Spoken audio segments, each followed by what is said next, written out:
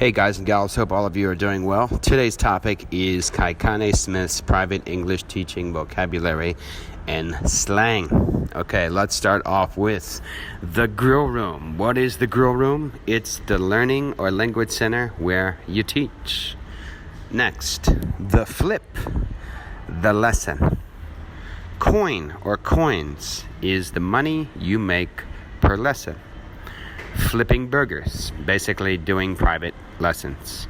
Meat market, a market such as Japan or China where the students study English with hopes and dreams of finding a male or female foreign partner.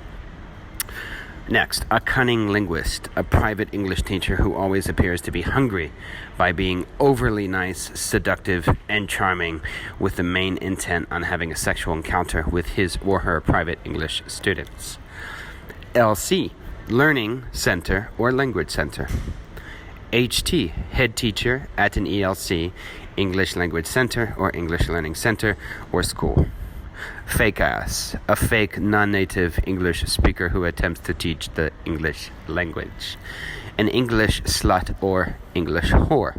Any student, man or woman, who makes an effort to study as much as they can with their PEI, private English instructor, in order to see them, meet them, and talk to them, and to get closer to them with the hopes of trying to have a relationship. Okay, next, PEI, private English instructor. Next, NES, native English speaker. Fake docs, a fake degree, a fake TESOL, a fake CELTA certificate. Next one, sugar mama, a rich and loaded female English student who splurges their cash on you. Sugar mamas can be mostly found in China and Japan, and that's all I'm gonna say.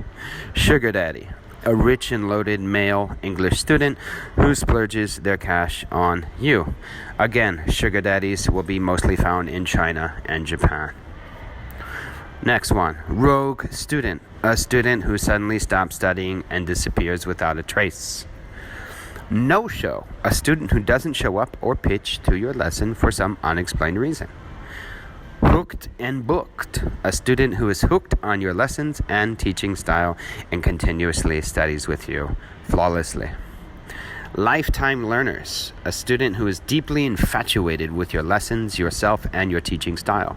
They will usually study consistently and nonstop for years on end, even without expecting a relationship or anything else in return. This is usually the case mostly with Japanese students, ladies and gentlemen. I have several lifetime learners. I would say probably about 50 of them, and my longest student to date I've been teaching since 2001, so that's around about 18 years, and they pay loads of money. Anyway, next, busy idiot, an English learner who has no clue about the English language and makes little effort to improve or progress. PETA, private English teacher abroad. Game over, something you can say to your private English student when you no longer want to see or teach them. Free conversation. When a student or you, the teacher, can't be bothered in terms of going by the book or using a textbook for the lesson, you simply use free conversation or free flow speech to teach. Shit chat or chit chat. Exactly as it says, talking about BS or whatever simply to kill the time during your class. Grammar whore. When a student, male or female, try to prove you wrong by asking you, the teacher, trick questions about grammar just to try and make you slip. ELC, English Language Center or English Learning Center, the place, obviously, where you teach boring lessons for a tenth of the price the crappy schools pay you. LC, Language Center. By the book. When teaching at a boring ELC, the HT head teacher will request you to use the ELC's teaching methods and teach by the book. Boring. Next, B&E, bacon and eggs, Berlitz English, aka bacon and eggs. The Berlitz method, the most proven and successful method of language instruction using the coveted and secret yes-no key or question tactics. Key question, any question using who, what, where, when, why, and how. Fresh off the grill.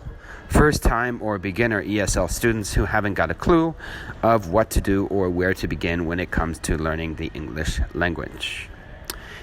Is this a pen? The most common and infamous question used in lessons, especially with beginners or fresh off the grill students. Disrequest, when a student is disappointed with your lesson and complains to your HT head teacher and requests that they never be taught by you again. Too many of these will get you fired as well, ladies and gentlemen, so do be careful. All-inclusive lessons that include the travel fee, a coffee fee, and or snack courtesy of the student. Lots of these going around in China and Japan, of course. Cash advance, when the student pays for their lessons or courses in cash and advance. TOEIC, the test of English for international communication, is an English language test designed specifically to measure the everyday English skills of people working in an international environment who are non-native speakers. TESOL, teachers of English to speakers of other languages. When it comes to teaching English abroad, TESOL, like TEFL, is simply an acronym that refers to teaching English to non-native speakers, and to a large extent, TEFL and TESOL are used interchangeably. CELTA, Certificate in English Language Teaching to Adults. CELTA is a specific brand of TEFL certification that is awarded by the University of Cambridge's non-profit assessment organization, Cambridge English Assessment. The course is offered by a variety of different schools and educational institutions around the globe. It is the equivalent of a 4-week intensive 124-hour TEFL certification. However, it is not needed, and neither are the others, as I had mentioned previously in my videos and also in my book.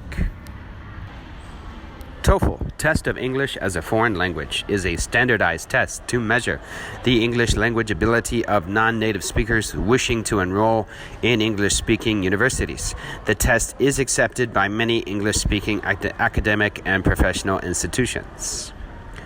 IELTS, the International English Language Testing System, or IELTS, is an international standardized test of English language proficiency for non-native English language speakers. TEFL, Teaching English as a Foreign Language. TEFL is the most popular and common acronym used to refer to teaching English abroad. A TEFL certification refers to the training courses and certificate that are commonly required by the boring language schools and institutes around the globe seeking to hire English language teachers. However, do not be fooled. No matter what they say, it is not needed. I'll say it once again, ladies and gentlemen. I've never had to use one of these, nor even show myself the cert in almost 20 years of teaching. So please be aware of that, okay? Next, EFL, English as a Foreign Language. While confusingly similar to ESL, this term is usually used when referring to English language education in countries where English is not an official language, which is pretty much most of the world. Out service, when the teacher from a language school is assigned to teach at a company that has a contract with the language school you are working for. In most language schools, you can choose to do out services or in-house lessons at the school. CEI or CET, Corporate English Instructor or Corporate English Training or Teacher, when an English teacher teaches the staff at any type of company. EEI, Elite English Instructor, any English instructor who has been in the game of teaching for many years and knows the ins and outs of the English language, conversation, charisma, business, charm, seduction, and so forth. A perfect example of an EEI is myself, Kaikane Smith. The last one, reconnaissance operation, is simply a trip that you take before moving over to your new country of choice for teaching English to determine whether or not it is suitable enough for you to live in, work in, and have loads of fun in.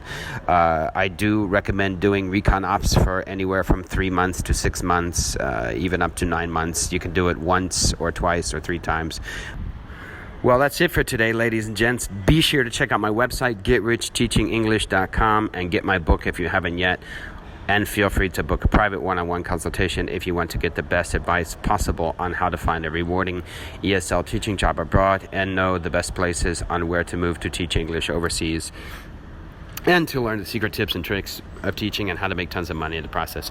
Don't forget, I also provide resume revamp, edit, and reference services as well that will definitely help you out. You ladies and gents have an awesome and lovely day, and stay tuned for more awesome videos I'll be putting up. Peace out, keep it real, and stay focused.